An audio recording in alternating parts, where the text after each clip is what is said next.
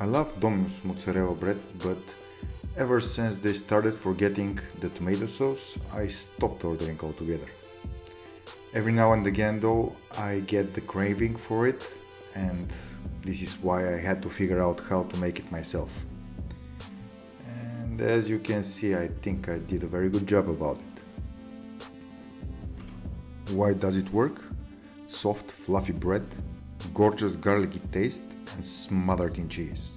Let's make it. Now, get your bowl and combine 640 grams of AP flour, 18 grams of salt, 8 grams of instant yeast, 1 teaspoon of sweet paprika powder and half teaspoon of granulated garlic powder. Whisk it all together and add half of the 450 grams of room temperature water. I'm using chopsticks for the mixing, as those are really easy to clean afterwards.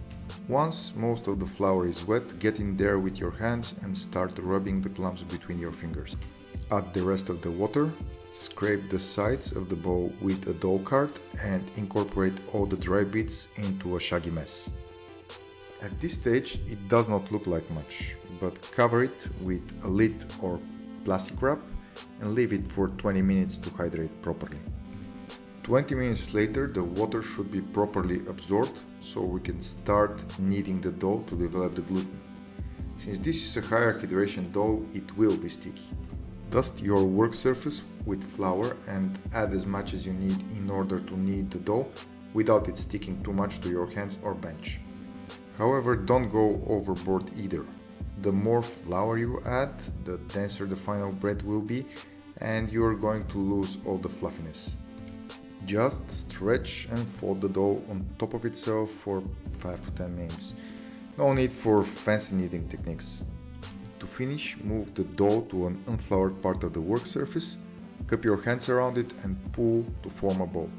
Return it in your bowl and cover it at room temperature until doubled in size. Next, get your cheeses sorted. I'm using mozzarella for the filling that I'll be slicing thinly and then cubing.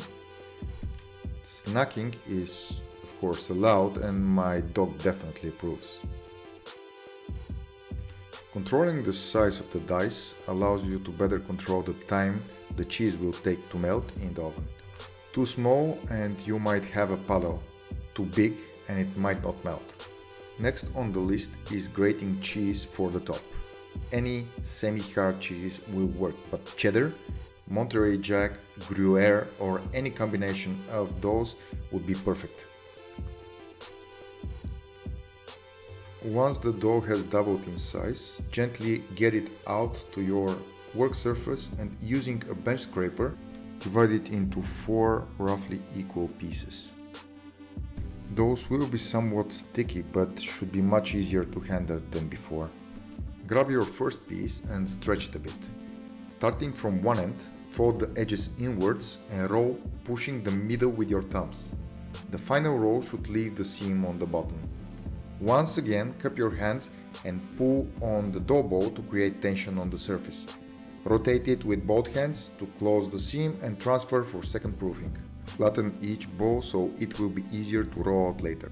Cover the dough and let it rest for 20-30 minutes. This is also the time to preheat your oven to 220 C, fan forced, preferably with a baking steel or stone inside.